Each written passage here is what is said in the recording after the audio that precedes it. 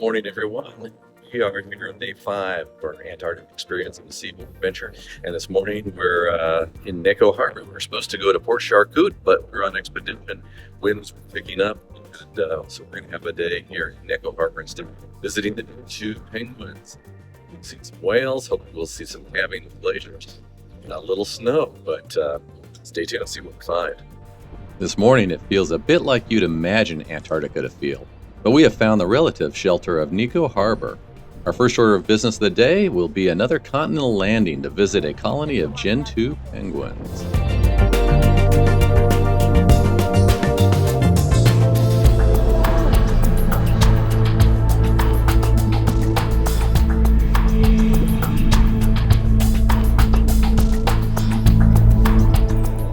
As we approach the shore, the water is boiling with penguin activity.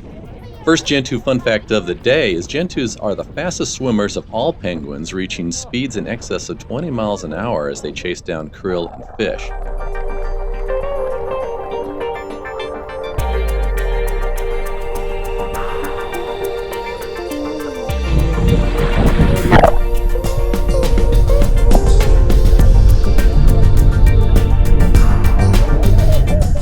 We're lucky this morning as we're the second Zodiac to hit the shore as we hear the shouts of expedition team leaders, "Don't walk in the poop." Yeah, good luck with that. Fun fact you never wanted to know, Gentoos, and we assume most penguins, poop in an explosive backward stream that can fly 4 feet or more, and they do it about every 20 minutes. So don't stand behind a penguin because you're going to stink enough just from your boots. Yeah. First one's up the hill, we can just stand in silence for a few minutes without all the people.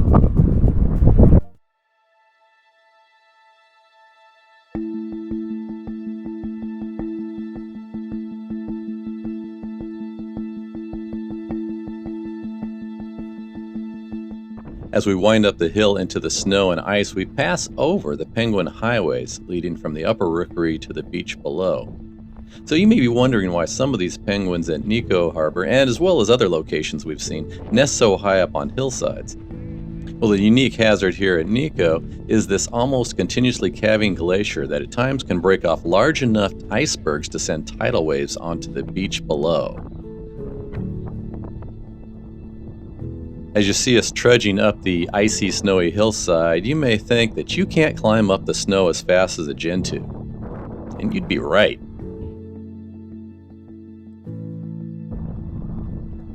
Just as we get to the top of the hill, the wind kicks up and a snow squall hits us and the Gentoos. It's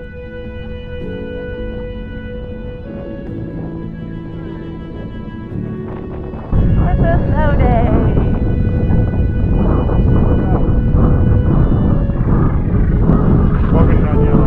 We're at Neko Harbor, the top of the hill.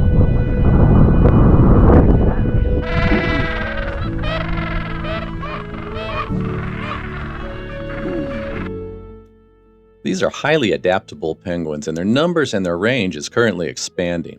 They are found not only in the Antarctic, but also in the islands north of the Drake Passage and along the continental coast. They are also unabashed rock thieves. We watched on as a Gentoo in the middle of the rookery was besieged on every side as neighbors stole nesting rocks, one after another, to shrieks of disapproval. The colony of Gentoos at Neko Harbor is among the most southerly of the colonies, so egg laying for these birds didn't happen until December, and it takes a little over a month for eggs to hatch. Gentoo chicks differ from other brush-tailed penguins in that they hatch with 2-toned feathers and look like mini penguins from day one. In this rookery, the chicks are days to a few weeks old, still small enough for Mama and Papa Penguin to be able to shelter the young chicks from the biting wind and snow. As we head back down to the beach, we run into Gentoo rush hour. We use the excuse that we couldn't cross the highways due to distancing rules, but in reality, it was just an excuse to spend more quality time with these lovable penguins.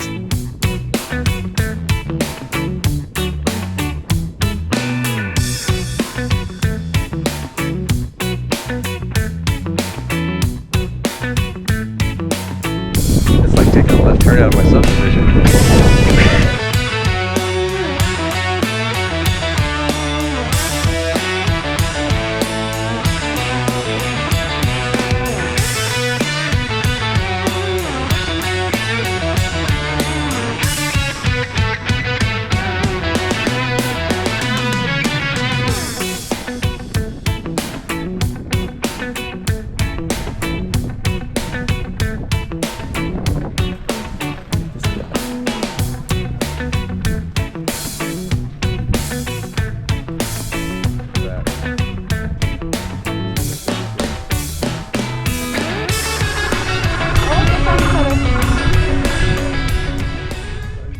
Down to the lower rookery, we saw a combination of just hatched and several week-old chicks.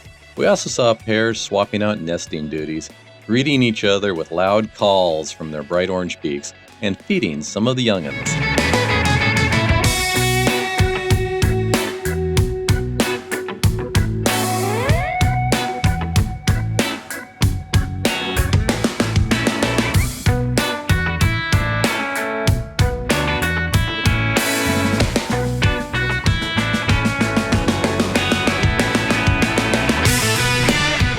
Now, Gentoos, unlike their other brush-tailed cousins, spend most of the year around the rookeries, around their breeding grounds. They also like to hunt closer to shore, as we've been seeing all morning.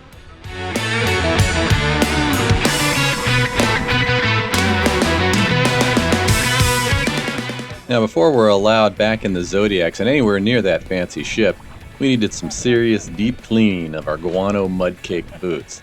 So a quick channeling of the king on Ed Sullivan and a brush down was required. A small price to pay for such a great landing this morning.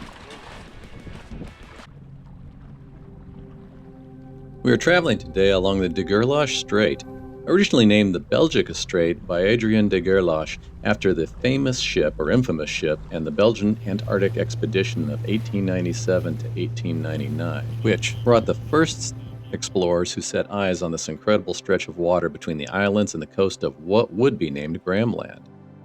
In a fascinating, terrifying, and improbable story of survival, de Gerlache would drive the Belgica into the southern ice pack of the Bellingshausen Sea, and thus were the first humans to ever spend a winter in Antarctic waters. I cannot recommend highly enough the recounting of this expedition in the book Madhouse at the End of the Earth, written by Julian Sancton.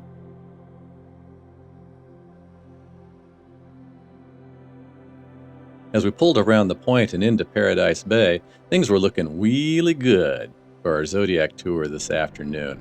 And our guide today was the Commonwealth's own Matt Costa. So these guys are actually the third largest species.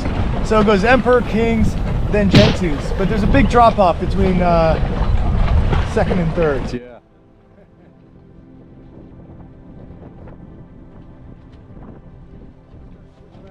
Our stated goal of the Zodiac tour was to cruise by the Chilean Presidente Gabriel González Videla base. But instead, we got distracted by a bay full of humpback whales. Oh! Oh! Wow! Oh my gosh! There's one. There he is. There he is.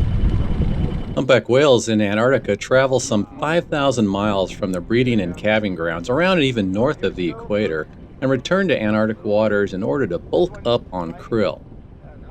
When the whales arrive in the Southern Ocean and Antarctic waters, they will have fasted since April or so of the previous year. Oh, the baby wheels.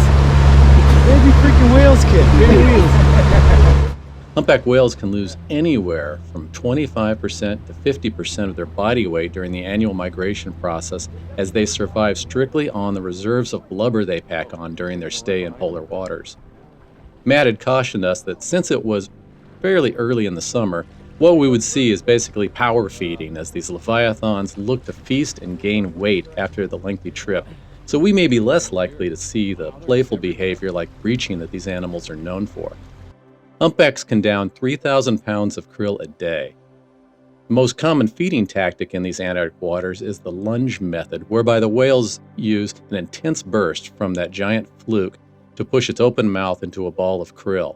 Each gulp can be almost as much volume as the whole whale itself. During this part of the season, scientists have found the whales will make approximately 30 lunges per hour.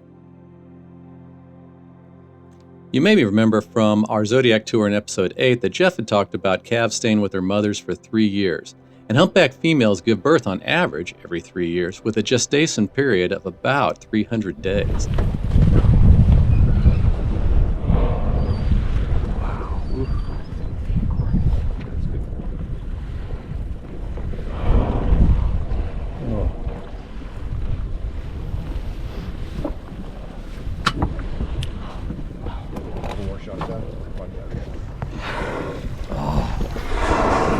We We watched in wonder and joy as this group of 2 females and a second-year calf made continuous hunting dives in Paradise Bay. Usually they would surface, take 2 shallow breaths, then take a deep breath and dive down, showing those beautiful flukes.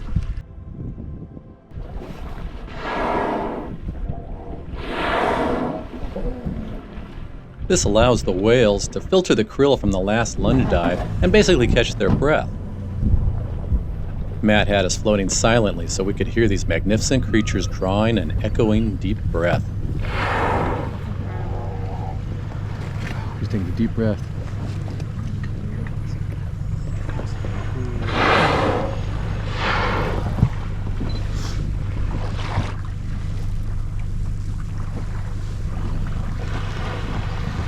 Whoa.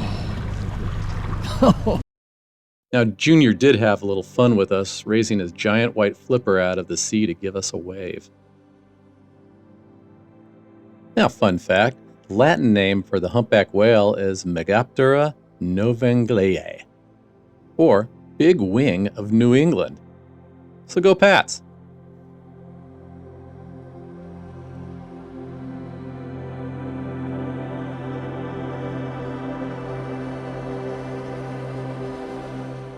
So today our problem wasn't going to find wildlife, it was actually staying out of the wildlife's right of way. Here, oh, it's right here. Was not expecting that. Now it can be a little unnerving that these creatures are twice as big as the Zodiac we're sitting in. I'm going to cut with my back going this way so I don't block these guys' view. Okay. In all fairness to the spirit of the Zodiac tour today, Matt kept trying to educate us on that Chilean research base. When you get back. Okay. 1984, it was still an all-season base, but what happened was there was a doctor who was working there. Oh my goodness. I'm just gonna stop talking. It's gonna go straight down again.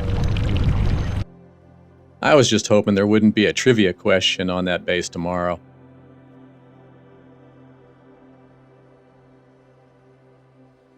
So on this adventure, we learned about happywhale.com, and happywhale.com is where you can enter a tail fluke picture of a humpback whale or any whale, and using AI, the application will identify the whale and also alert you when others have spotted that same whale and put a photo online.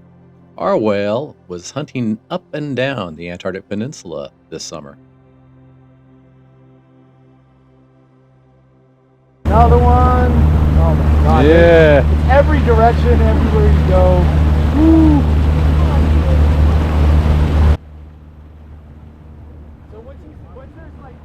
What an awesome tour. We were all giddy as school kids returning from a field trip to the ice cream factory as we head back to the Venture.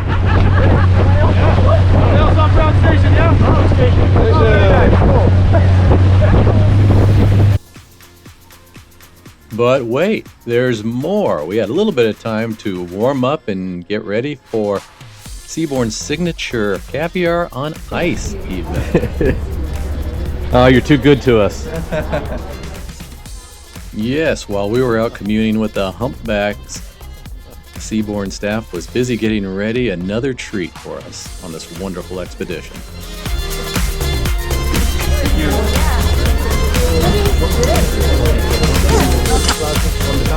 Ah, fantastic. Okay, so we got a little caviar on ice, snowing, kettle one. Just a tremendous day. We've seen whales, we've seen gentoos, and it's just been spectacular. Well, unfortunately, tonight was the night we found out for sure that we were going to have to go back to Ushuaia a day early. But what a way to go out today, huh?